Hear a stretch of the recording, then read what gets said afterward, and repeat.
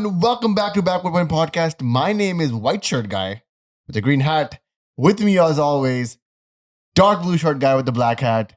My co-host, my brother. What is going on, guys? India versus Pakistan review, the biggest rivalry in cricket in terms of historical evidence. Usually what happens is whenever we cover a podcast, we start with the first innings, the second innings, the end of the game, thoughts, feelings. This is different. This time we're starting with the end of the game. Not even the end of the game. We're starting with after the game finished, the next 20 minutes, what happened, what unrolled. We're going to be talking about that first and then the context of the game because everything is in a tight little circle, Bashar. It starts with the toss with no handshake all the way to the end where the team does not come out. Let's start with that. The game ends. Saim Haris and the co have lost this game convincingly, categorically, clinically, whatever you want to call it. India completely bashed Pakistan out of the game. Pakistan was never in the game, never a chance, never a moment where Pakistan felt threatening. But all of that is taken a side burner. All the stats, all the prep that we made for this podcast, the prep that they made for the live stream, all of that has taken a sidestep because what transpired after the last delivery that went for 6, as Surya Kumar Yadav hit, the next 20 minutes have been baffling, have been embarrassing, have been disgusting, disrespectful, distasteful, not in the spirit of the game. A lot has been said, a lot has been heard. We're going to start off with that, then backpedal into the game.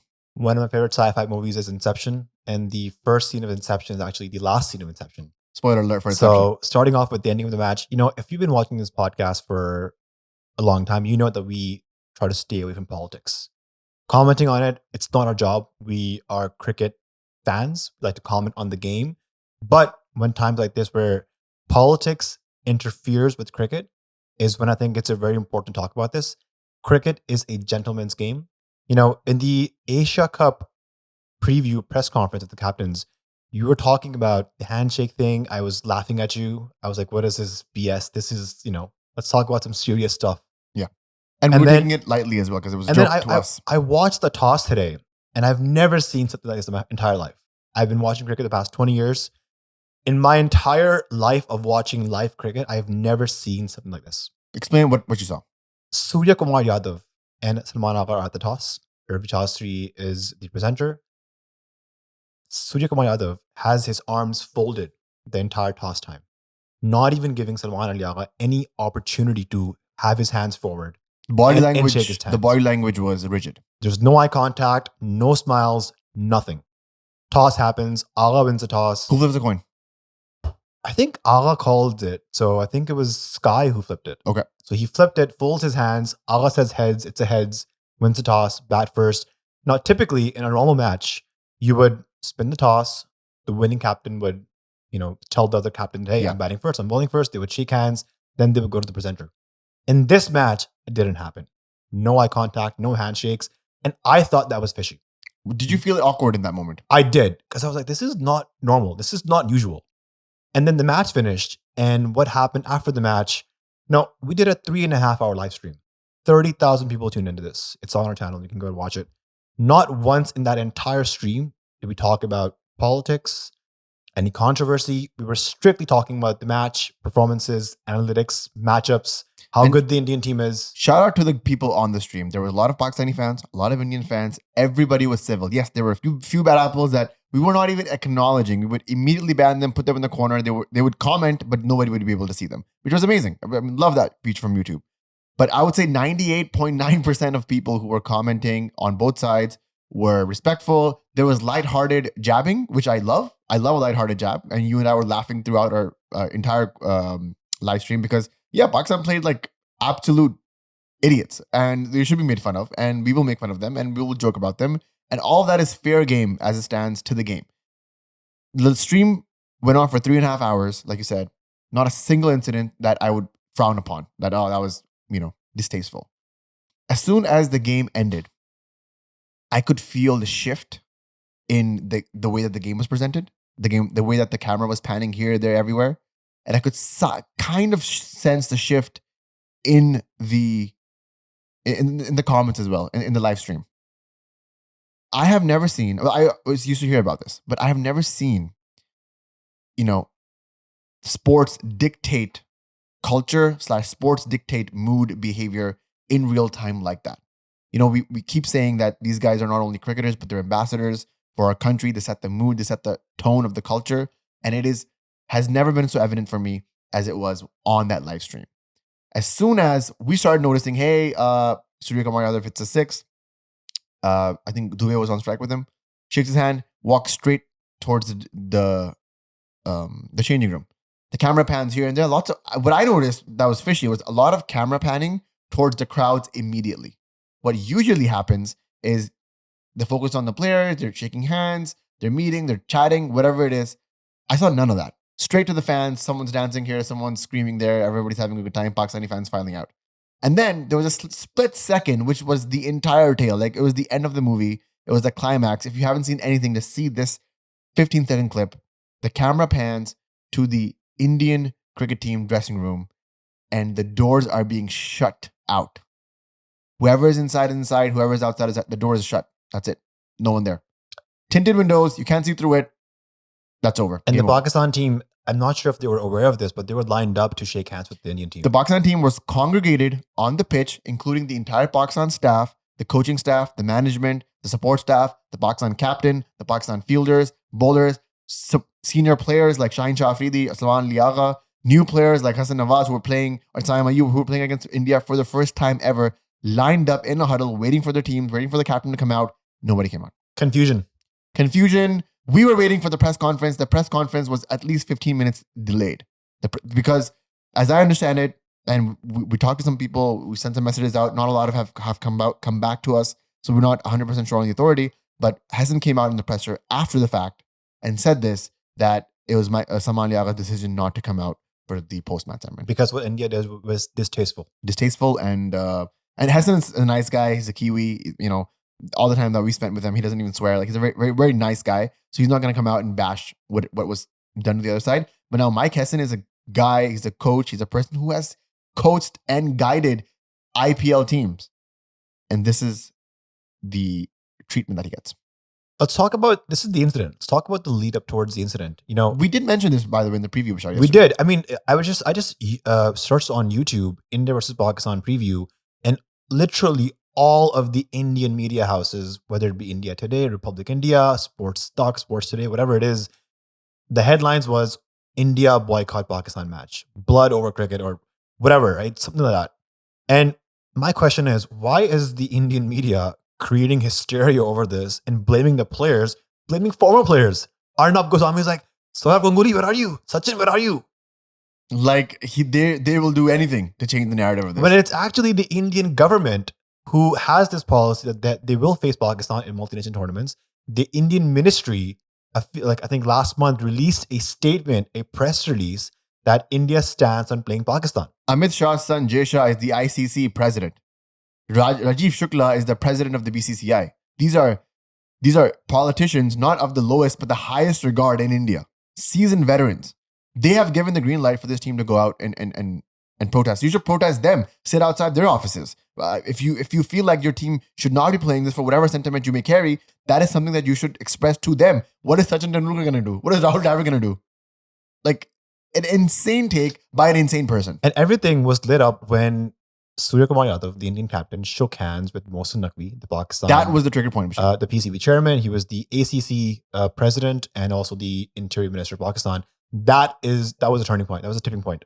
Yeah. And everything just went crazy from that point onwards. And I understand probably Sky felt a lot of social media trolling. He felt heat. He said he hasn't checked social media since he landed in Dubai. I call a little bit BS on that, but I think he felt heat. Whatever sort of blockade you have on social media and your phones and whatnot, this type of news, vitriol, rhetoric travels so fast, it gets to your ears. And then I think Sky caved. And in the post-match, he mentioned that the Indian cricket team, the BCCI, and the government was in alignment with their actions and their statement.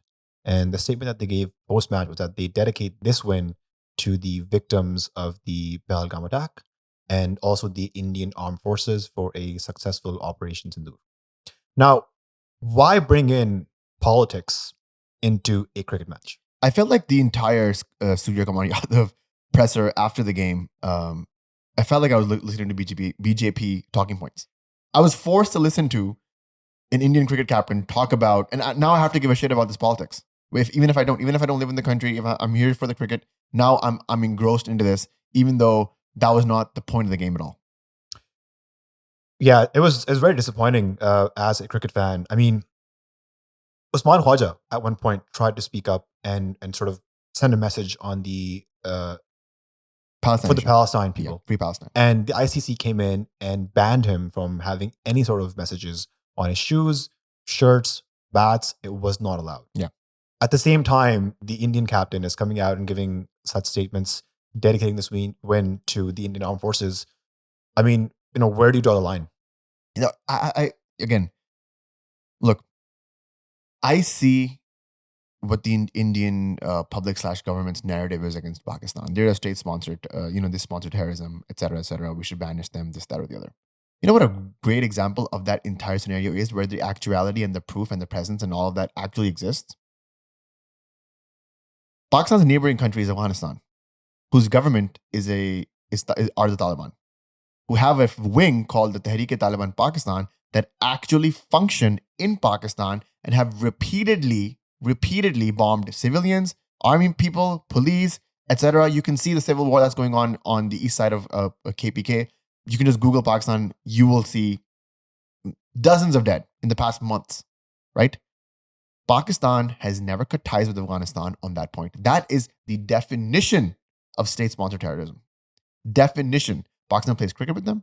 Pakistan, I believe, engages with trade with them, etc., whatever diplomatic ties they have. There is a military operation ongoing against the TTP. They do their best to confound them and make sure that doesn't spread out into the country. And it does. We've seen attacks in Karachi airport. We've seen attacks on the APS, in Army Public School. We've seen myriad, dozens of attacks. When you and I lived in Karachi, we were at all times fearful of the TTP in Karachi, in a metropolitan city like that.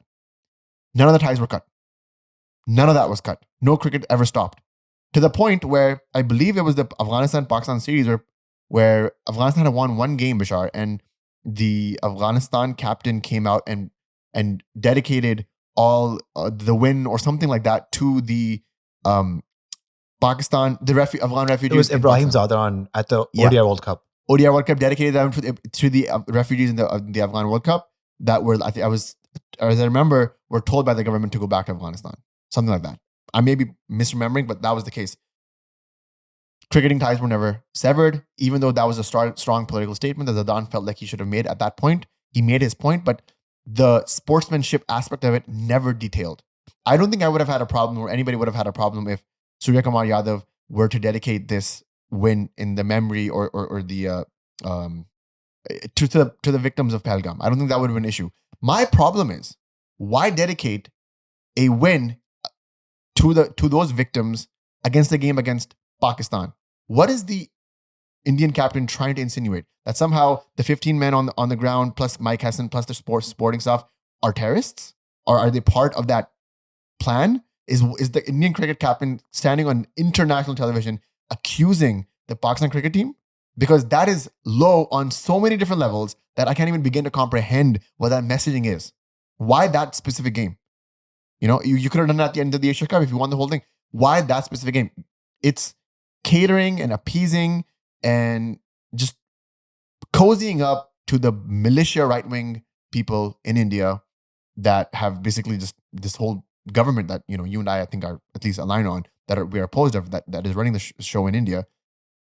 They're just trying to cozy up to them because their lives have become difficult because of the monster that India and Indian media has brewed in the past 15 years or whatever, ever since Modi's come, has not come back and to bite them. The craziest thing is, if you don't boycott, you're not a part of the Indian establishment. You're not nationalist. Typically, insane. The snake has come to eat itself. Typically, you see a lot of Indian or Pakistan celebrities in the stands for the India versus Pakistan match. Today, I didn't see anybody. No. Actually, a lot of the stands were empty, which is quite unnatural for India versus Pakistan match. I think at the end of the day, the games were still 75-80% full, which it was going to be. And I actually was quite happy to see a lot of Indian and Pakistani fans mingling. There's a photo going viral of those. I think you and I saw this live. This Pakistani friend with his Indian friend, and the Indian friend is obviously making fun of the Pakistani friend, but they're also hugging it out. That's sport. That's cricket. That's what cricket has always been. 99 Kargil War, Pakistan played a series after that. There was after 2008, Pakistan came 3 times to India to play there. In 11, in 16, in 23. That's a good point. Pakistan went to India in 2012 for a bilateral series. For the bilateral, 4 times. Pakistan went to India in 2016 for the T20 World Cup. Pakistan went to India in 2023 for the ODI World Cup. It was India in 2023 who was like, we're not coming with the Asia Cup. And I remember it was And India. then in the Champions Trophy, they're like, we're not coming again.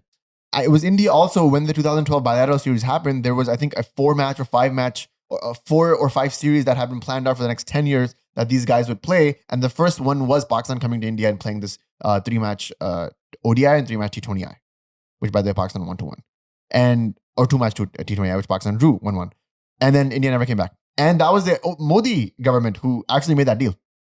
My entire stance is, if the hate for Pakistan is so real and there's so many calls for boycott, why don't you actually boycott it? Do it.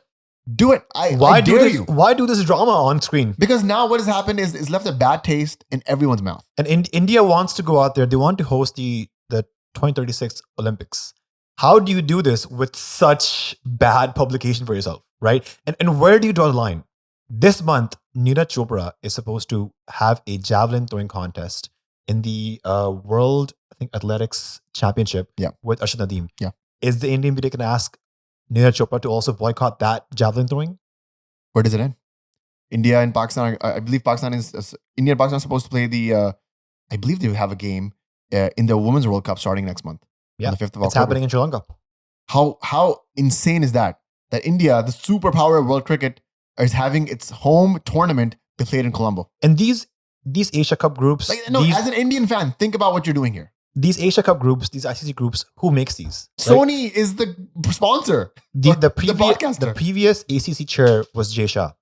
They had 2 Asia Cups where the same format of 2 teams of 4, Super 4, just to ensure maximum number of India versus Pakistan matches. And then right now, Jay Shah is the ICC chair. Why doesn't he put India, Pakistan in different groups? Or why doesn't the Indian team just boycott the match, just forfeit it? If you actually wanted to make a statement, I'm just speaking straight to the Indian cricket fans, forfeiting this game wouldn't have had any effect on the outcome of the Asia Cup. If you actually wanted to make a statement, that's how you do it. You don't come out and embarrass your opponents who had tried their best to beat you in this game, because what would have happened if Pakistan had won this game? Then what? Oh, we got to wait until next time we beat Pakistan to actually dedicate any kind of wins to the victims of Pahalgam? I mean, the entire world has sensed and caught on to the BS that the Indian government and the Indian media has been trying to sell to the entire world, that Pakistan is somehow responsible for something that happened to Pahalgam. They've sold it. But you know what the problem is, Bashar? The killers of Pahalgam are still not caught. We still don't know who did this, where did they come from, how, all of the stuff is still there. The right-wing media in India is just playing politics upon them, and that's shameful. It's bashful. My heart goes out for everybody who was affected and the families that were affected in Pahalgam. I think it's an atrocity. And then subsequent war that, lives were lost on both sides, innocent civilian lives lost in Pakistan. The kid who was blown up, who was just walking to the masjid, when the masjid was blown up in KPK. All that stuff, people died at the end of the day. Why are we still here sitting playing politics about this? It's shameful. I'm actually distraught. The past 3 or 4 hours since this game ended has just been me trying to cool down. Again, go back to our live stream, 3.5 hours. Nothing. No talks about we were talking about the game, commenting match by ball as that's happening. And it was the last 20 minutes where this whole drama happened. It just left a bad taste. And the thing is, India doesn't need to do this. If they don't, they're such a good cricket team. That's the thing. They're the best team in the world right now, by far. We've been talking for 20 minutes, Bashar. Not a single ball has been discussed. And that is the black mark on this entire game. Because India were clinical. They were amazing. They were wonderful to watch.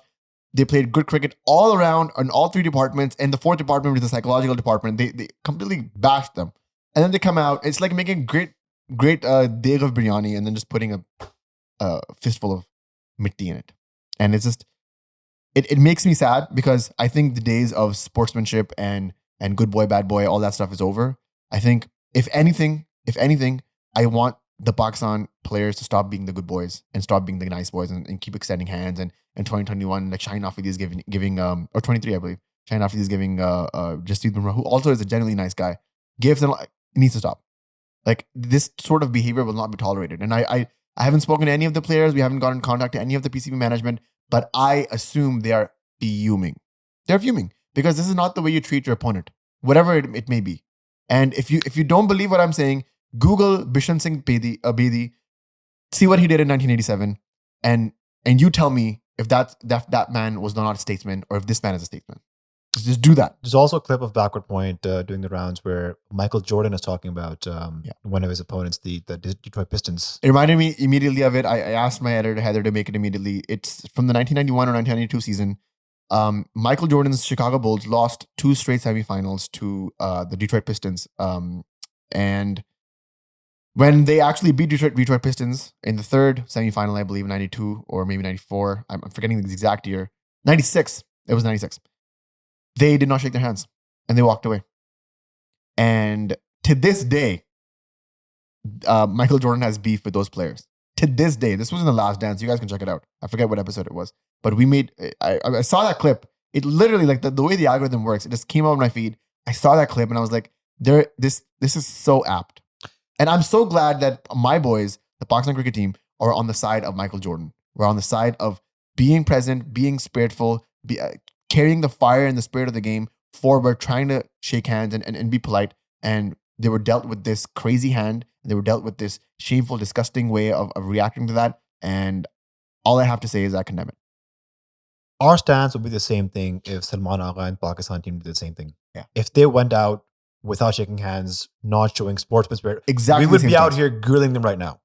Like our stance on, people keep bringing up Fahim Ashraf's story, and this is so distasteful. It's horrible. It's horrid. He should never have done that. He's a professional cricketer. He should have been reprimanded. He should have been reprimanded. He should have been doxxed. 100% he should have been doxxed. That is no way to treat your opponent. Same thing with Abrar Ahmed as well. All of that. Like, these players should not have been making any of the statements. But at the same time, to be all like the Indian media has been so categorical and balanced, and just look at what Gautam Gambhir has said about Pakistanis in the past. Look at what Harbhajan Singh has said about Pakistanis in the past. What Shikhar Dhawan has been saying. It's horrid. Stop bringing up Shahid Afridi and what he said. He's just supporting his armed forces, just like the Indians are, just like the Indian celebrities are, just like everybody is. So the parity between one and the other is not the same. They're all balanced. And if that's the case, if they're all balanced, if they're all trying to point score and trying to get one up of the other, then what is all this then? The pressure was there. The heat was there. The Indian cricket team wanted to make a show of it. If this is the new precedence, if this is how India and Pakistan are going to play, then I would rather not have them play, because this is just disrespectful. As a viewer, I'm offended. Well, the question is, if ICC took a stand against Usman Khwaja, will the ICC take a stand against the Indian team? But hold that, wait. The ICC chair is Jay Shah. Let's do it. Let's see. Good luck. Let's see it happen. Good luck. Is Jay Shah going to put fines and reprimand the Indian cricket captain for saying what he said, even after in the press conference and in the post-match conference? Is he going to come out? I fail to remember the last time this ever happened.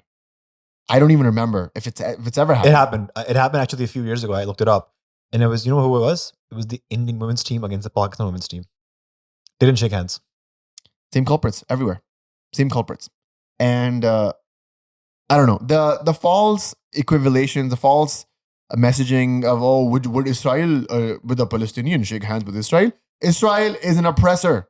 No one's oppressing Pakistan, and Pakistan isn't oppressing India. And India, there's no oppressor here. They're on equal footing. They're 2 nuclear-powered countries who are just fighting like idiots at each other. Would you say the same thing about Ukraine and Russia? Russia invaded Ukraine. India did not invade Pakistan. Pakistan did not invade India. There have been skirmishes on the border. I want to blame the British. They're the ones who drew these lines. They drew these lines, the border lines in Israel and also in Pakistan, India. All that, everything goes back to colonialism. But even cricket actually goes back to colonialism if you want to go there. But I'm fuming, Bashar. I've gotten so many messages. I've gotten people yelling, just getting their frustrations out. This is very unlike me, and I want to apologize to the guy who definitely does not watch this. I had a moment of road rage where this guy just was like beaming me up in the road, and I was driving, and I was like fumed up with this, and I just cut him off, and I flipped him off. And I want to apologize to you, sir, if you're watching. But it just stuff like this takes a toll. I'm sure he is. 20 minutes and let's go to the actual match. Let's talk about the game. Let's talk about the game. Pakistan win the toss and they bat first. Now, we had a Patreon call yesterday, and we had a couple of folks from Dubai, and they mentioned that there is no dew here at night. So the whole idea of winning the toss, bowling first, It's advantageous when there's a due factor, so chasing becomes easier. Salman Agha backing himself, 8 straight toss that he's won, and he's chose to bat first. And looking to back his bowling attack to defend the score once Pakistan gets to a par score. And a par score here would have been like 170, 160. Yeah. Competitive, right? And Pakistan going with the same playing 11, one frontline pacer, Fahim Ashraf as a fast bowling all-rounder. Then they have 3 spinners in Abrar, Sufyan, Mohammad Nawaz, and Saim Ayub and Agha were there too. Pandya balls to Saim Ayub, and he opens the bowling ahead of Bumrah. First ball, in swinger, wide. Next ball, I've just found out that Hardik Pandya has learned the away swinger to a lefty. Kind of a back of a leg delivery. Hittable.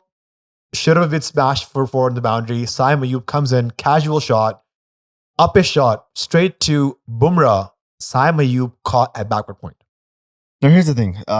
This is Saim's third duck, by the way. Second golden duck in a row. Third duck in 5 innings. We've got to talk about it. Because he's our wonder boy. 44 matches, 20 average. He's our wonder boy. He's somebody that not us as Pakistanis, as #Karachiites, but as management, as everybody from top to bottom has supported. The long hand that Saim Ayub has gotten since his debut in 2022 or whatever it's been has been insane. I can't think of any other Pakistan batsman No one who has gotten such a long rope. And to be fair to Saim, he has delivered. He did. So right before injury last year, Yes. against Australia, against South Africa, in Australia and South Africa, he showed what his actual class was. Well, who he is. And ODI numbers still reflect who this person is. But T20Is, ever since he's come back from injury, it's not been the same. He's been casual. He's been just kind of lazy. You and I were talking about it. Him facing the right-handed bowler that is pitching on middle and off and swinging it away has just been his kryptonite. He's been lazy and just unconvincing when it comes to that shot. He's been out to Jaden Seals about 2 or 3 times. Jason Holder once as well in the series in West Indies. We were there for 2 of those games. We saw that happen firsthand. And then same thing here. Just casual, lazy. Was the ball there to hit? Absolutely. Smash that wherever you want. But don't give me a half-hearted punch to backward point. Don't do that to me. And he's done this over and over again. Is he stylish? Yes. Does he have the talent and the prowess to do this? Yes. Does he have a head on his shoulders that is grounded and he wants to be the best cricketer of all time? Full stop. Yes. 100 times yes. But you have to perform in games like this. The reason that Malik has a career, Butt had a career, Shahid Afridi has a career, Mohammad Asif has a career, is they all performed against India. This is the marquee. This is it. It's Lakers versus Celtics. It's Manchester United versus Manchester City. People remember this game for years to come. And especially this one, they'll remember forever. A lot of casual fans tune in suddenly when it's a world tournament or it's an India versus Pakistan match. So this is a perfect opportunity to just become a hero overnight. And I think nervous is the word that I would use for Pakistan. This entire 11 in the bowling. Nervous. Half this team playing against India for the first time. But right back at India, right? India's half the Indians team was playing for the first time against Pakistan as well.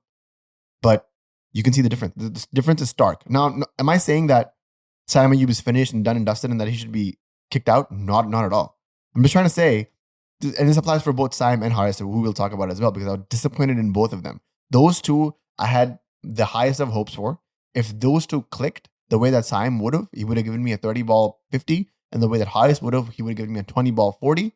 Pakistan would have crossed 160, 180. And that's all you needed. You put a target like that on the board, Saim had spun his way in, Shaheen would have been more effective. Everything just falls in line when there's runs on the board, which is why Agha and Co. went with batting first, which I thought was the right decision. Yeah, let's go to Haris next. A very disappointing 5 balls he faced. I think the first ball was just, it was swinging away, third man single. And then, like, just the way I think he was trying to take on the, like, Pandya and Bumrah, I thought was very casual. Like, at this level, when the ball is swinging up front, you cannot be going cross bat, no foot movement, just swinging it with your eyes closed. You have to respect the opposition. You have to respect the sort of deliveries being bowled at you. And I thought his shot against Bumrah, it was just too casual. It was way too casual, going cross bat to a ball that's swinging away from you, away from your body on the 4th, 5th stump. The one thing I will say, the Indian team did their homework very well. They had plans against each and every single Pakistan player. And it's not just having, I'm sure Pakistan had plans too. I'm sure the Pakistan batting had plans. It's about having the skill level to execute those plans when you need them to. Now, I'm just going across the list, right? I'm not even looking at the numbers right now. Saim played a stupid shot. Haris went across the line. Agha went across the line. Hasan Nawaz went across the line. Nawaz went out on a straighter one. How did Fakhar Zaman get out? I forget. Caught at long off. Caught at long off. All these guys went across from, like, why am I playing the V? I'm not a professional cricketer. I play cricket 3 months or 4 months out of the year, and I'm just barely good at it, right? Even I know if the ball is gripping, you hit him in the V. That's it. Why go across? Is that a crazy take? I just took this in. Me, you, and Saim have had 4 first ball ducks in the last 10 days. Thank you for bringing that up. You had one Talk yesterday. about insult injury. You had one yesterday. I had one last week. Saim's had 2 in the past 3 days. Imagine what Saim's feeling. Well, I was feeling like shit the entire night. I was like, I went to my wife. I was like, I don't know. I think I'm going to retire. Imagine him going. Imagine Shafiq going 3 ducks in a row. Oh my God. The good thing is he bowls. So he had some redemption with the ball. Oh, yeah. We'll talk about the redemption. But let's go to the power play. Pakistan had some recovery in the power play. Fakhar Zaman and Farhan built a partnership. The big news was Farhan. Big news.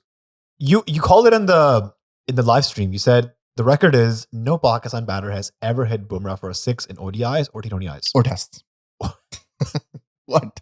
Or tests. It's a fact. And as you said that, the next over, Farhan hits Bumrah for a 6 over long ons, cow corner area. 2 sixes. And he hits him for 2 sixes, not just 1, 2 sixes.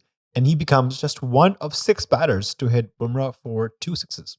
Crazy stat. So Sabila Farhan with that. And T20Is. But with the 3 sixes and a 1-4 he hit, he still played 44 deliveries for his 90 strike rate.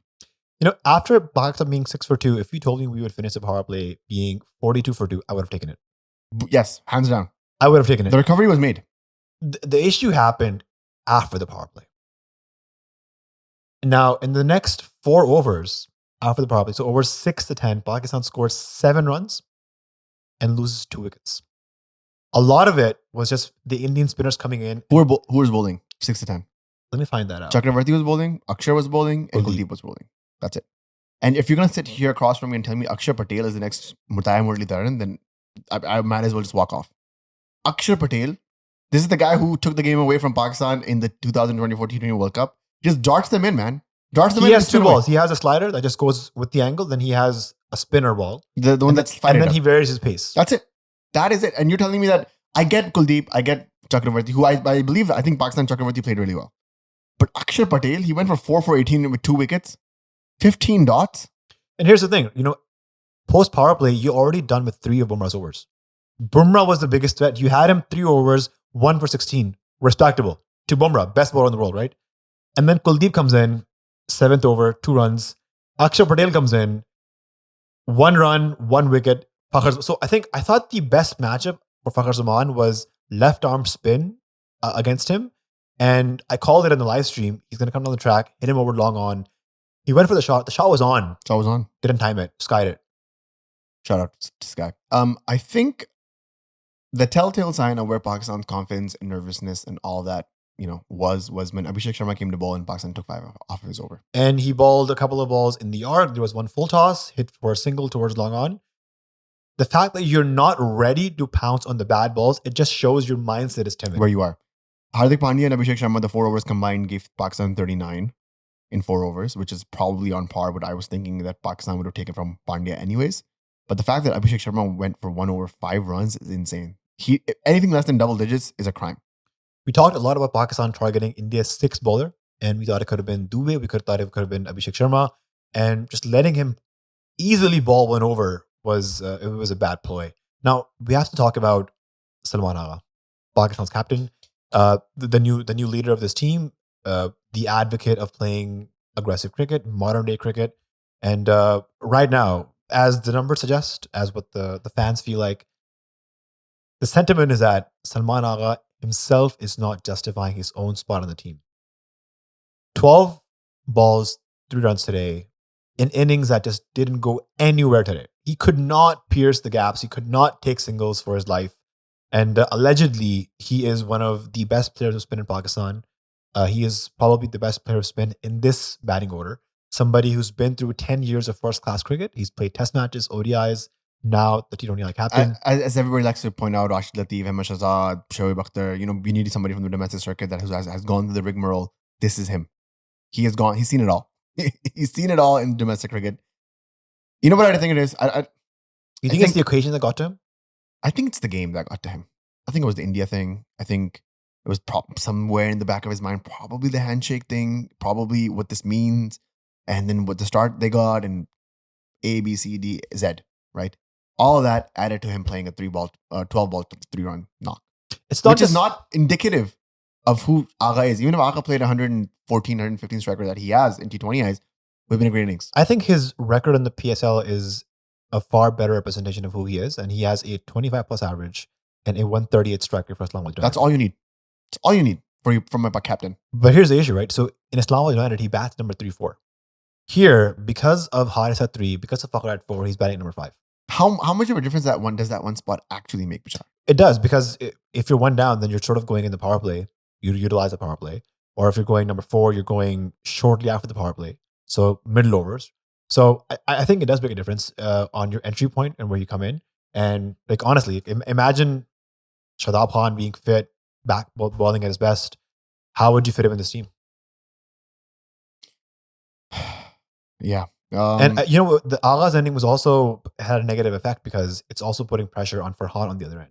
Yeah. So that entire partnership didn't go anywhere. The Farhan equation is such that Farhan was on the other end while all these wickets were falling. But Farhan, on the other hand, still does not know how to take singles. Unfortunately, that's the case. He hits, I think, Bumrah for a 6 and takes 3 dot balls after that. Just take 3 doubles. Take 3 singles. Take a single right after that. You know, that's what the best. Not everybody has to be Abhishek Sharma, who we'll talk about. Not everybody has to be Abhishek Sharma, who goes out and scores a 13 ball 35. 63 dot balls in Pakistan innings, 53% dot ball percentage. Now, that is just generally a skill level issue where you are not able to hit the gaps. You can't maneuver the ball for singles and doubles. Is it a wicket? No Pakistan batsmen today use their feet. Maybe Fakhr Zaman did. There's a wicket. Is a wicket considered a dot ball? Yes, right? It's a dot plus a wicket. I think so. Okay. Yep. Yeah. 63%, 63 dot balls. So entirely, like, you know, more than half your innings was just dots. Yeah. That was the case. That's been a problem for Pakistan for a while, and that's something we've highlighted many times on this podcast. That we've noticed that Pakistan wants to attack, and they may even get off a few boundaries here and there, but then they bog themselves down. Now, Pakistan from 1 to 6, I would say they're pretty much covered. Pakistan from 5 to 15 to 20, pretty much covered. What is happening between 6 and 15? That's where they lost too many wickets, played too many dot balls, didn't have enough boundaries. There was a period of 31 deliveries after the power play where they couldn't score a single boundary. I mean, forget boundaries, they couldn't get singles. Power play 42 for 2. Middle overs, the ones that I just mentioned from 6 to 15, 41 for 4. 41 for 4 in the middle overs. And the final 5, 44 for 3. I think Pakistan's 127 is a far better representation of how they batted. It was thanks to Shaheen's cameo towards the end that Pakistan got 127. But aside from that, this was a horrendous batting performance. Now, here's the issue, right?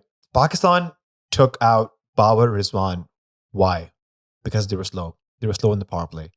Pakistan today scored 42 in the power play, 7 runs per over. Farhan is replacing Babar, let's say, right? Just as batting position. 1 for 1, yeah. He scored at a strike rate of 90 today.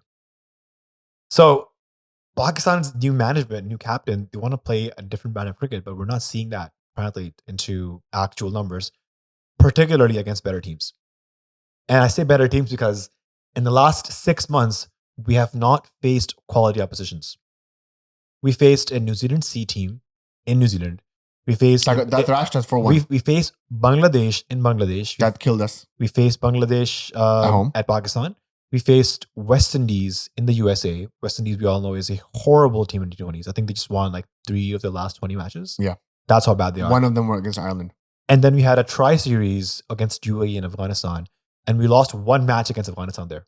Which we should have won that match. We should have swept that entire series. So this is probably a conversation to be had towards the end. But, you know, how does Pakistan get better? You only get better when you play better teams. The issue is when Pakistan plays teams like South Africa, Australia, they send their B teams. They send their C teams. I will never forget ODI series against Australia in November last year. Yeah. Series is tied 1-1. The third match comes. Cricket Australia says, we are resting Stark, Hazelwood, Cummins. We don't care about this bilateral. the BGT is coming up. It's very important for Pat Cummins to watch Coldplay and rest. That happened. It happened. Pakistan 1-1. And then their T20S series, they sent a B team. Which Pakistan lost, I believe. Yeah. Yeah. So how do you get better? I have a story to tell. One of my hidden traits is that I am a very good ping pong player. I don't know about very good. I think Toby Marriott from Cricket District smashed you. Toby is very good. Toby is also very good. Toby very good, or are you very good? We're competitive. Okay. But the only way I got better is there was a guy in my neighborhood who was almost a pro level player. Shout out to Eamon. Shout out to Eamon. For a year and a half, I went to his house and he smashed me every single day for 2 hours. But towards the end of that year and a half period, I was competitive enough where I was losing instead of 11-2, 11-3, I was losing 11-6, 11-7. And there came a point where I beat him a 3-match series 2-1. Mm-hmm. So you just got better and better and better, and he just got better and better. You only get better when you play with people who are better than you. I agree with that. You got better playing me. You've already been controversial in this podcast for the first 30 minutes, so I don't think you want to start. Shake hands. No, thank you. I'm very good. Thanks a lot. Yeah, I agree with that. I agree with that. But the difference between that, because I've started to hear and see, and the noise is loud, not only on the Indian side for all that stuff, but the Pakistani side for the Rizbar situation. And I think that the amount of opportunities that they got for what they ended up producing, I think we can give these guys a little bit of a longer rope than what we just saw. What is Babar going to do? Babar is Kuldeep's money, bro. It's done. It's over. Right? Kuldeep's got Babar 5 times. Yeah. Babar cannot pick wrist spin. The problem is not that Babar is in or not. The problem is that Kuldeep has been playing against Pakistan for a better part of 4 to 5 years, maybe even 6 years. And Pakistan still has no answer to him. 7 innings, 18 wickets, 12.6 average, 3.93 economy. This is Kuldeep against Pakistan across internationals, ODIs plus T20Is. And tests. So we are not picking him. He's getting us out. And economy 3.9, we can't score against him. It's been years. Since that 2019 World Cup where he got Babar Azam out, that was the downfall. Can you believe he was dropped from the Indian team for about 2 years after that? Crazy. He only came back, I believe, in 2023. And then he's been playing since. He's been curtains for Pakistan. He went back in domestic. He worked on his bowling speed. I think he's bowling a lot quicker now. I was watching a video actually on Twitter of Shoaib Malik smashing Kuldeep in the 2014 Champions League. It was KKR versus Hobart Hurricanes, and Kuldeep was bowling the 19th over, and Shoaib Malik hits him for a 6-6-4-6 in the 19th over. Malik won the game on it. And I noticed that Kuldeep's bowling speed back then was 77 kilometers, 80 kilometers.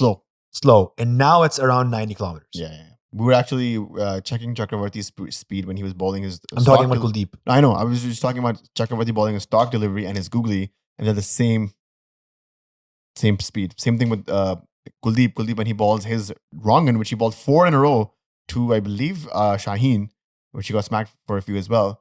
Same speed as well. So that's very hard to do. If you're a spin bowler, watching this podcast, you understand how hard it is to bowl your stock delivery, which you can control your pace. You can even go fast on that. And then the googly, which goes back of your hand. And but the nature of the delivery is that you lose speed on it just because of the way your arc is coming.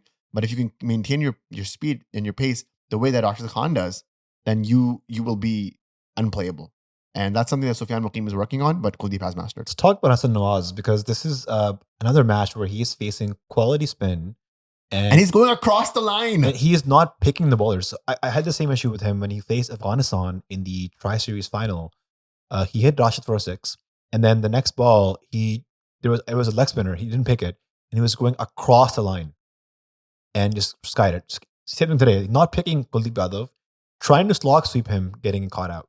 Kuldeep Yadav's last 5 innings. Kuldeep Yadav, he's reliving rent-free in my head. Hasan Nawaz's last 5 innings. 9, 4, 15, 9, 5. And oppositions like Afghanistan, UAE, Afghanistan, Oman, and then India. And he's supposed to be a generational talent who can be our spin basher in the middle overs. I still think he is. I just think something's going off. The Asia Cups, Bashar, have been cursed since 2023. Right before this, the team was looking better. They had won a few and lost a little bit here and there as well. But overall, they gelled. They looked like they had some sort of cohesion. Right now, as soon as the Pakistani batters came in, it felt like they were like whatever the Indian media had done to the Indian cricket team, it felt like it was done to the Pakistani cricket team. The shoulders were dropped, the attitude wasn't there. Pandya was giving ice to Haris at one point, and nothing, no response. Mohammad Nawaz, first ball, googly by Kuldeep, didn't pick it, dead out, and just going like a bowling by India. Pandya, we talked about, who are the bowlers Pakistan can target in the preview. And we said Pandya is one of them. And Pakistan smashes him for 34 and 3 overs. Very good. Job well done. But you give him time when he was wicket, which starts the domino effect of it all. Yeah. Why? Yeah. And then if you go to Bumrah, 4 overs, 2 for 28. 28 runs is all right to Bumrah, but 2 wickets is a bit too much. Chakravarti, 4 overs, 24, 1 wicket. Which is exactly what I wanted, by the way. I was like, give him a wicket here or there if he needs it. But don't go over blessing. Don't give him 4. Don't give him 3. Kuldeep, 4 overs, 3 for 18. That's just 3 wickets. That's the key. That's where he broke our back there. And then Akshar Patel. That's what pisses me off. Yes. I think Akshar Patel was more manageable in terms of this bowling lineup, and we gave him 2 wickets for 18 runs, which is far better than I think he is a bowler. Also, Abhishek Sharma, 1 over, 5 runs, criminal. Should have gone for at least 10, if not 15. Yeah. And not that would have changed the outcome of the game, but some sort of momentum. I don't know. I remember the 2022 T20 World Cup game when Iftikhar Ahmed went against Akshar Patel and he smacked him for 3 sixes, changed the momentum of the game. Pakistan were able to get 160 odd in that game. And that's just the difference. 1 over where you smack him for 15. What is the most that I think Hardik Pandya's last over was the most that Pakistan smacked them, which I believe went for, what was it? Dude, Shaheen's batting, man. Very impressive. Very impressive. Did not expect him to come in and... I said, but people were making fun of me when I said Shaheen's double on that one delivery that he faced is good. People were like, what are you talking about? You were right. Boom. I was wrong. And I noticed that the first ball he faced against Kuldeep, so the first ball in the Champions Trophy, he went on the back foot, got dead out, reviewed it for some reason. And then this match, first ball against Kuldeep, goes front foot block. And then he uses the crease, he backs away. Moves forward. He's moving laterally and Nurdu is the Agha piche and side by side. Yeah. And so he was just making room for himself. He knows where his arc is. He knows that if the ball isn't there, then he can go to the ball. And he was able to play a cameo that I believe he should have, that's the guy I want him to be. Are there still a little bit of holes in his batting? Yes. I still think he's very much onside dominant and there's not much to do with the offside or cut or any of that. But if it's in his arc, I get range, man. Even Sufyan Wakim, 2 boundaries against Bumrah. Talk about it. I want to ask, was Bumrah trying today? Was today Bumrah's effort day? Let us know. Because, Sufyan Wakim is a number 10 batsman. Trying to lap Bumrah for a boundary, that was brave. Cheeky, I see how... if you connected that was 4. Easy 4. Not a lot of this Pakistan batting, the intent was there, the logic was not there. And the skill level wasn't there to back it up. Yes. The sad part is, this is still the best lot we have. I've been hearing, because we should comment on the commentary that's been going on post-match. I think you've heard everything. I've heard everything. I just wanted to comment on Mohammad Yusuf. In the pre-match India versus Pakistan, he says, we should bench Fakhar Zaman and Shaheen Afridi to surprise India. Mind game. Sorry, mind game, है ना ये? ये तो mind game होता है. Rest. I mean rest, not bench rest. I was like, my mind is F right now. The way that you just said that. And lots of respects to Yusuf, but that was a hot take of the hot take. Do you want to talk about the commentary from Pakistan side? Sure. I heard everything. I think I heard Game On Hey. I heard the Tabish show. I heard, who else is there? Hamad Posting. Do you follow him? No, I heard him. Ashwin. Okay. Shout outs to Ashwin. I think I've been listening to a lot of Ashwin in the past few days. Great analyst. The way he talks about cricket, I love hearing him talk. And I can understand how Hindi/Urdu is not his first language. I think it's his third language at this point, which is fine. But he's so eloquent. He loves the game. He understands the game. He uses graphics and this, that, and the other. He actually gives a shit about his channel, which I like. So big shout out to Ashwin. Not that he needs it from me, but check him out. His commentary on it was well-mannered. He was like, man, I don't want to, punch down. I don't want to make fun of the Pakistan team. They tried their hardest. It's a mismatch. And fair. I love that. Does Shoaib Akhtar watch the games? Did he watch this game? Shoaib Akhtar in the match preview was telling stories about how he knew he was going to be a massive superstar before he even played for Pakistan. And it was Shoaib Malik telling stories about Shoaib Akhtar before he played for Pakistan. Remember when I made that Oasis comment? When I said that Oasis loves their own hype and you can ask Oasis who the best band is and Oasis will say it's Oasis? I think Shoaib Akhtar is Oasis. I'll take that moniker away from India and I'll give it to Shoaib Akhtar. Shoaib Akhtar is Shoaib Akhtar's biggest fan. But is he Liam or is he Noel? He's both. He's somehow just amalgamation of Lol, both. he's Lol. He's Lol. Just the biggest Shoaib Akhtar fan in the world is Shoaib Akhtar. He'll tell you how he's the biggest superstar and peta or ye bori mein band karke and if you give me Imran Khan. We've heard it all. We've heard it. You know what I'm talking about. The guys know what I'm talking about. You've heard it all. Give me some real match analysis, Shavi. Like, I need that from you. Malik. Still better. Malik is interesting. Did he not just get like a shit ton of money for like a year to be like... Actually, I think Ahmed Shehzad made an Excel file. He added all the 5 mentors. Made an Excel file? He added all the 5 mentors' names, their monthly salaries, how long they were mentors for. And then today he mentioned like some crore amount. 19 crore, he said. 19 crores. 19 crore diye humne. So this is, I mean, do not like Ahmed Shehzad. I think it's despicable. But he's making a point here. But the other issue is, I noticed this in the build-up towards the India versus Pakistan match, that because there's no Babar, there's no Rizwan, our media has nobody to blame. Ahmed Shehzad was like, what is Salman Nasir doing? What is Salman Nasir doing? What is he doing? He's an FBI guy? Like, and Rashid Latif was just like freaking out. Like, I totally agree. They have these guns with bullets ready to go, but they don't have anyone to point it at. So there's like shooting blanks in the air. Something might stick. I want to stick on the Malik point just a little bit more. Is there not a conflict of interest? Malik coming out, and I mean, of course there is, but it just rubs me the wrong way because he's coming out, he's bashing the system, he's bashing this, that, and the domestic setup, and he was part of it for a better part of 2 years, getting paid a hefty sum for absolutely nothing. Well, according to him, he was trying to do his job. He did player profiling. He had plans in place. He was told that there's going to be a high performance center in Sialkot that's going to be given to him, where players will come, he'll do camps with the players and do clinics with them. That never happened.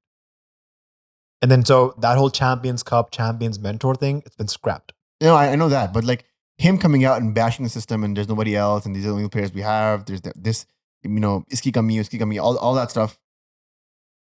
But you were part of the same thing with Misbah. Misbah was a Pakistan cricket team coach for like 4 years. Misbah was the one that brought Rizbar.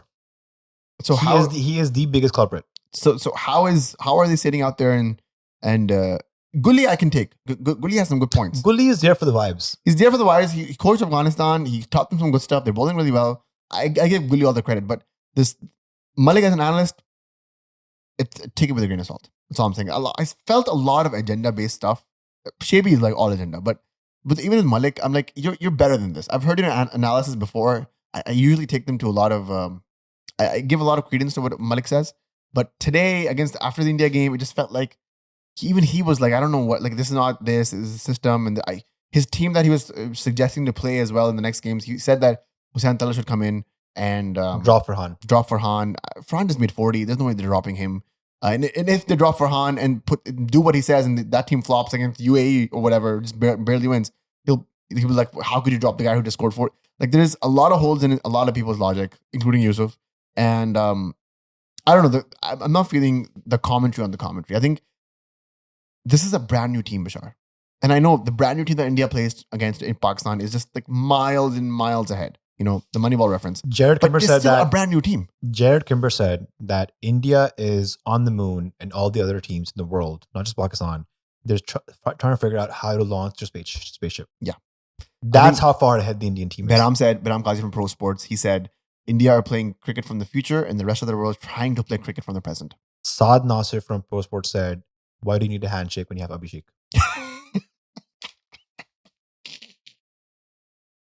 He did say that. We have proof of that. Shout out Saad Nasir. Shout out Pro Sports. You want to talk about his batting? Sure. We thought that we could see a good spell from Shaheen. First ball, Abhishek Sharma comes in down the track, smashes Shaheen for a boundary. And then next ball, he hits him for a 6. So first 2 balls were 10 runs. And India was off to a flyer. Any sort of hope Pakistan had of seeing a good Shaheen spell was out of the picture. What was impressive was that Shaheen tried an in-swinger to a lefty, which is the new ball he's developed. And that's the one that Abhishek Sharma hit for a 6. The way he holds the bat is quite unique, where it kind of reminds me of Abdul Razak. where he holds the bat. It's called holding it with the long levers Long handle, yeah. from the top of the gripping part, and it sort of extends his bat. He has a very loose bat flow and very good bat swing. Even his half hits are for six, but he respects the balls that are not in his zone, but the balls that are in his hitting arc, he hits them for boundaries. Don't you think, you're a fast bowler, you should know this better than I do. If the ball, if you're trying to go for wickets, so shouldn't you just have pulled the length back a little bit? Tippa to do is what they say in Urdu. Like, at least let it bounce. Let's see what the pitch is doing, because Bumrah was making it talk. Pandya made it talk for the first over. Stuff was happening if Shaheen was ready for it. I get what you're saying, but at the same time, it's a low score. From Shaheen's point of view, he wants to bowl fuller. He wants to look for some swing. How you get swing is when you let the ball get some airtime. I would love to know how shocked Shaheen was when Sharma just came down the track and hit him down the track before.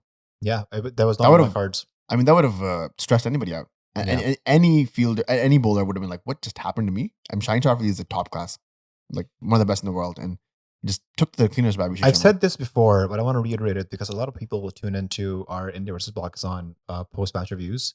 A lot of seasonal fans that just watch big tournament and like, what is going on? Now, Abhishek Sharma has a strike rate in his T20I career of 193.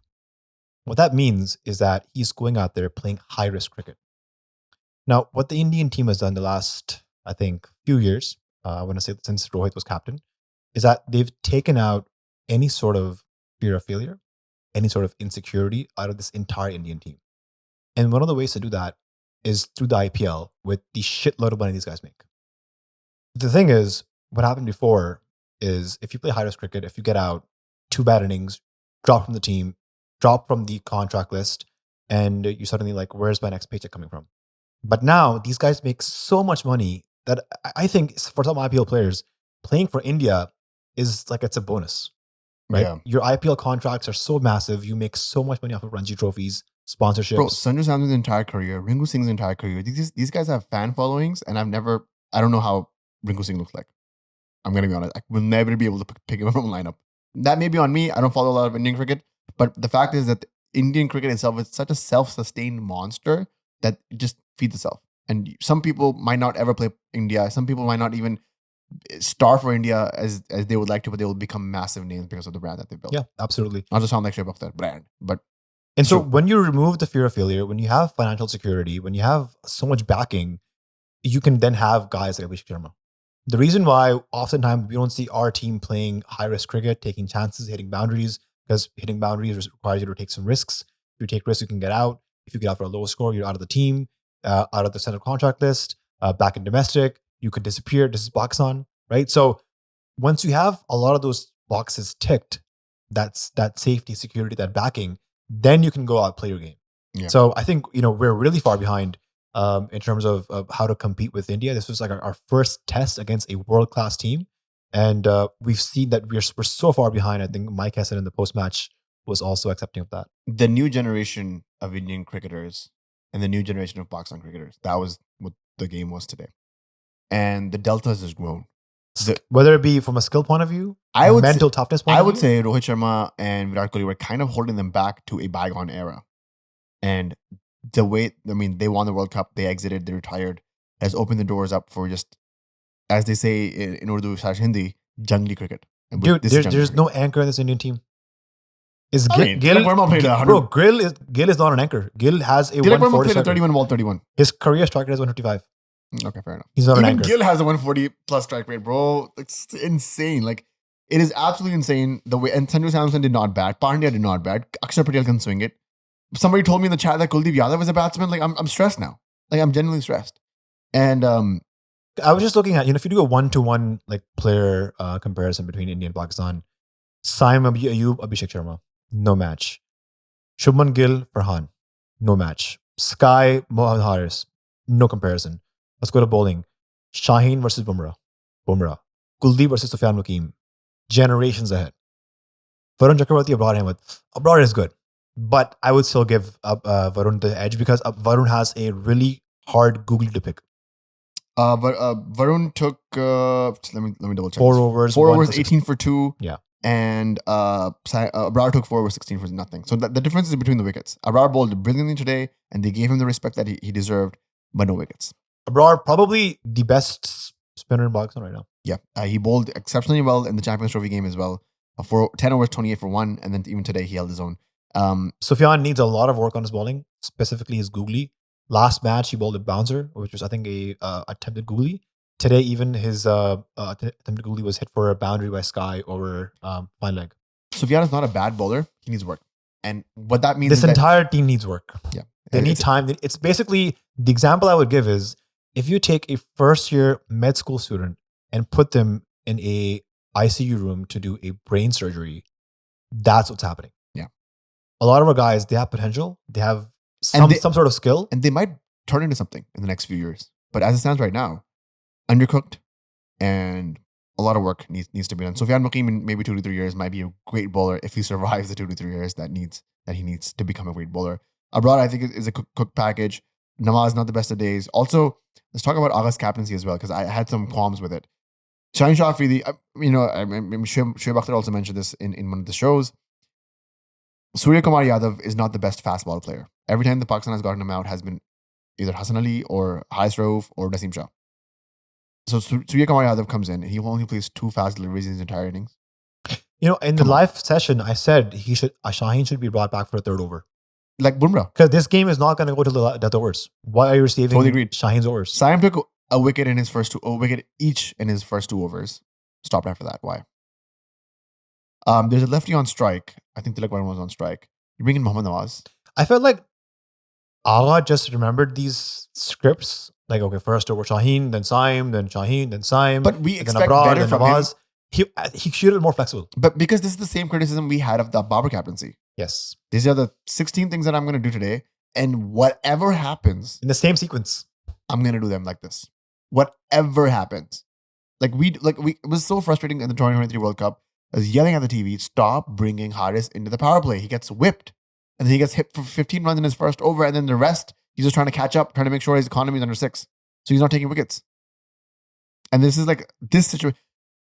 It was a huge test for everybody, from 1 to 11 to the 4 sitting outside to Mike Hesson to Cliffy Deacon to the management to Hanif Bhai. Everybody it was a test for everyone. They've never played a strike side like this ever since Hesson has taken over in April or whatever it was, or May. And I think it's good reps. Positives. There's stuff to look forward about.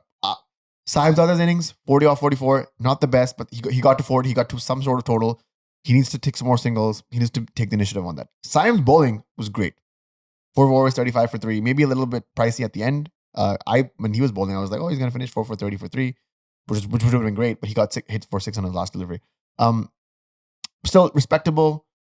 Talking about positives, there is a very big positive for the entire Backward Point audience. And that is the fact that Yashi Sports, who is Canada's home of cricket, who is the go-to spot in North America to buy equipment, they've given us a brand new code, which is BP15 for 15% off your purchase. So if you go to yashisports.com, if you browse through their large variety of equipment, make a purchase, add it to your cart, use the code BP15 and get 15% off your purchase. That's basically buying stuff tax-free in Ontario from here. 100%. Thank you very much, Yashi Sports. And Yashi Sports is one of those things that doesn't care if you're Pakistani or Indian. It only cares if you play cricket. The only language they understand is cricket. That's the only language they understand. And BP15.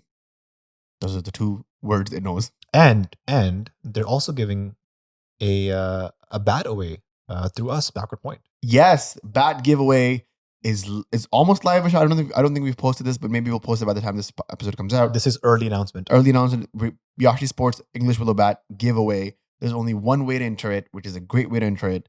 You join Backward Point's Patreon account. If you're already a patron, no need to worry, no need to fret. But if you want to join Backward Point Patreon account, it's like $4.99 USD. It's a great position. You know what? The best thing about this, and I was so glad that this happened right before the India-Pakistan game. We got a patron that is an Indian cricket fan and is an Indian-based patron. Shout out to Siddhant. He was such a positive light in our chat because our chat was getting a little bit rowdy and frustrated and all that. And Siddhant was coming out, bringing in facts, presenting his case as clear as possible, being respectful, and reminding all of us that you can have an argument, you can have a debate, you can have different points of view. You can be civil. You can have grace and dignity, and show the other person some dignity and grace as well when it comes to it at the end of the day. So shout out to Siddhant, shout out to the Patreon community. That's the way you win the English Willow bat. And if you're already a patron, priced at 300 Canadian, by the way. If you're already a patron, you're automatically entered. But in the, if you want more entries, you can just tell other people to join in. Winner to be announced on the day of the Asia Cup finals. Yeah, regardless of who plays the final. Correct. Let's talk about Sky. We talked about him not being able to score against Pakistan. He was averaging 12.8 against Pakistan before this match. Comes up, plays a captain's knock, and finishes the match for India. A very unlike Sky innings. He typically comes in, plays his shots, hits boundaries, high strike rate. But today, it looked like from watching India and Pakistan bat that batting got hard in the middle overs. India was just going run a ball actually, but when Sky and Tilak were the partnership, not a lot of boundaries coming out there, just singles, doubles, and India did a better job in rotating their strike. Their dot ball percentage was significantly lower than Pakistan's. I think their dot ball percentage was just 39% versus Pakistan's 53%. Sky and Tilak Verma's partnership was 56 off 52, and then that was almost run a ball. So I don't know. So here's my thing: was it difficult to play for India in the middle, or was it just they were cruising through and knew that they'd win this with 5 overs to spare? Because there was not a real scoreboard pressure on any of them at any time, especially with the start that Abhishek Sharma gave them. There was no scoreboard pressure at all. And I believe, let's say if the target was 160, 170, then I would have seen them try to do this in the middle, because then they would have gotten stuck. I think what happened is that because of the start that Abhishek Sharma gave them, they were 61 for 2 in the power play. And so they were already miles ahead of the match. 20 runs ahead. 19 runs ahead, I should say. So, I don't know. So they gave Abrar the respect that he deserved, gave him four runs and over, never attacked him once because they didn't need to. Maybe if the score was 170, they would have taken more chances, had more opportunities of being out. Abrar would have been 4 for 25 for 2, maybe 3. Yeah. That would have been a completely different game. And again, so, it's the runs on the board were not there. And that's something that Pakistan should have done. That's as simple as that. If Pakistan posts 160 on this, maybe we talk about it in a different light. Maybe it's a closer game. I have bad news. The bad news. Oman math is happening. If Pakistan loses to UAE, and if Oman beats UAE by a big margin, Oman might go ahead of Pakistan. Oman math. I think you're the only one who's doing Oman math on this podcast. Rashid Latif said, if you guys want to see, this is not how modern cricket is played, the way that Pakistan is playing. If you guys want to see how modern day cricket is being played, watch the England versus South Africa game. I wholeheartedly disagree. It's like going back in the past in 2006 and saying, hey, this is not how modern day ODI is being played. If you want to see how modern day ODI is being played, go watch Australia versus South Africa in Joburg. That's just an outlier. Modern day cricket, if you're actually interested, is how India is playing it. You come in, you attack, you the ball in your range, as one philosopher said, I get range, mate. If it's actually in your range, you go for it. If it's not, you respect the ball, you take your singles, you hit your odd boundaries, and you make sure you get 10 and over. What I want to see is how would India do on this Dubai pitch batting first? Like, what would be a score that they can achieve? Yeah. And I'm more interested in seeing them do that in the Super 4 against like better teams like Afghanistan or Sri Lanka, or maybe if Bangladesh somehow qualifies. Ashwin was saying that the only competition that any team that can even be close enough would be Sri Lanka. Have I been sleeping on Sri Lanka? Because I don't know where this. They have a really interesting team. They have a pretty good bowling attack. They're batting. I don't know, a couple of guys, but for the most part, some of their older guys have gotten really good. Kusal Pereira is doing really well.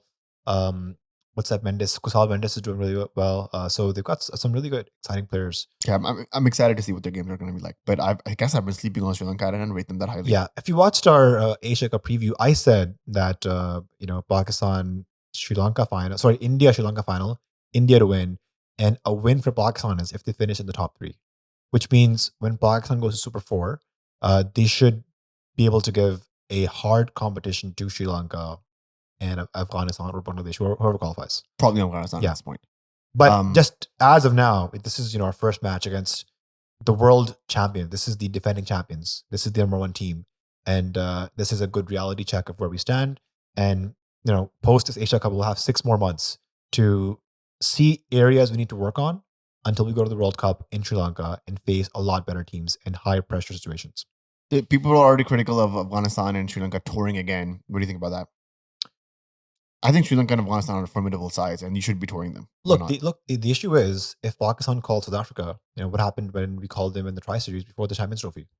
they sent their B team. Their main guys like Rabada and Klaassen, I think they showed up like a few days after. They're So- playing the SA20 though, Yes, right? Yeah. exactly. Yeah. So this is what's happening. Right? When Pakistan is playing better teams, they're sending a B tier team or a C tier team. So how do you combat that? You have no You control. can't, but you have no control. You have to play the cards that you're dealt. And if they are sending your B team, smash them to smithereens. But again, we're losing to the B team. We lost to 4-1 against New Zealand.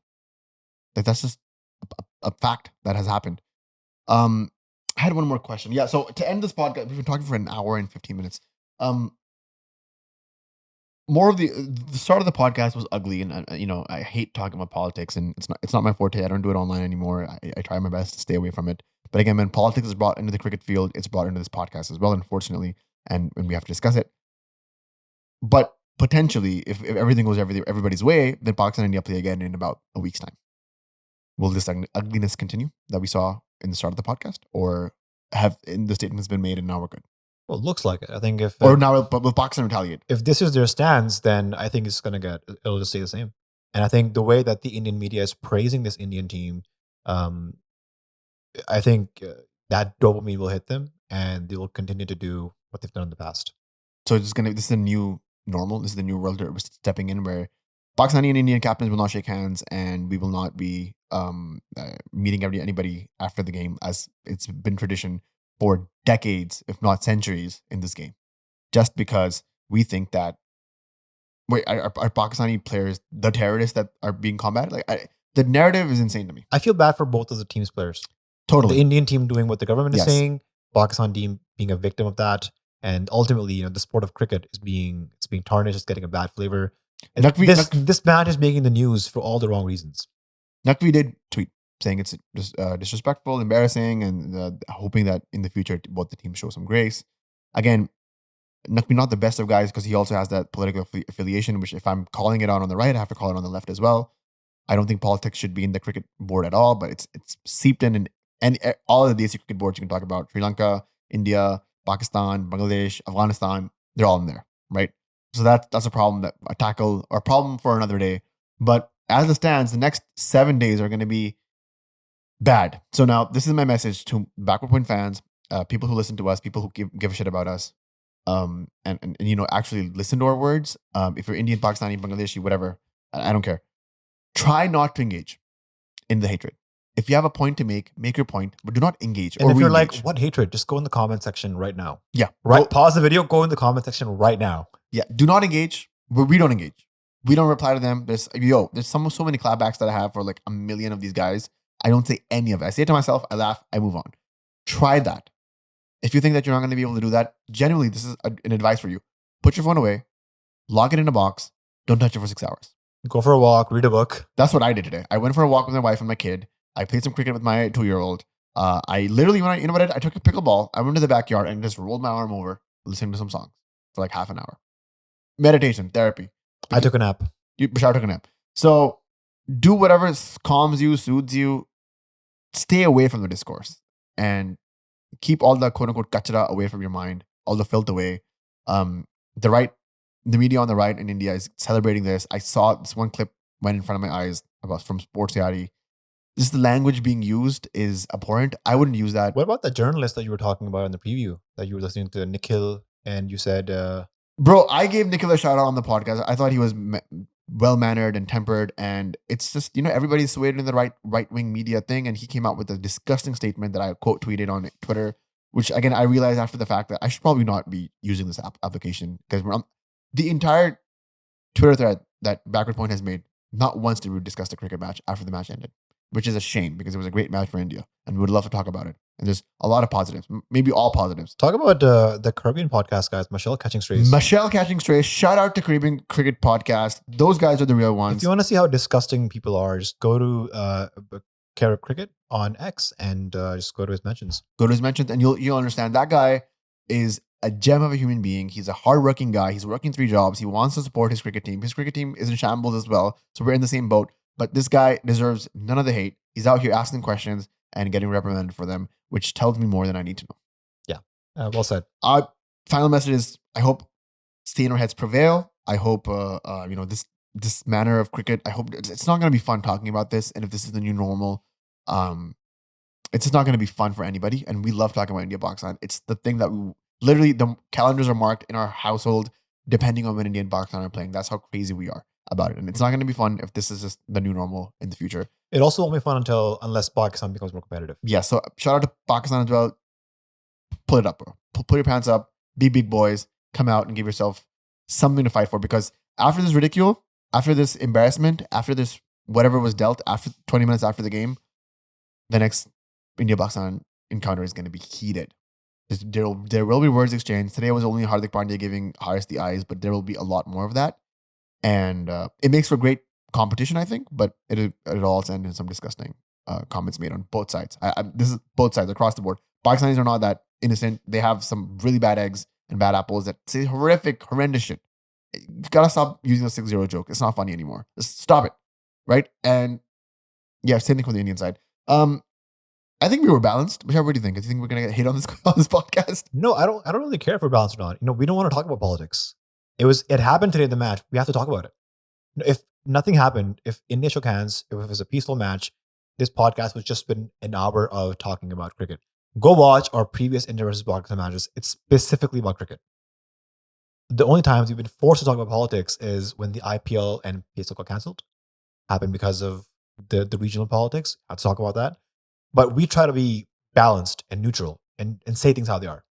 And I don't really care how much hate that gets. I want to say what my point of view is.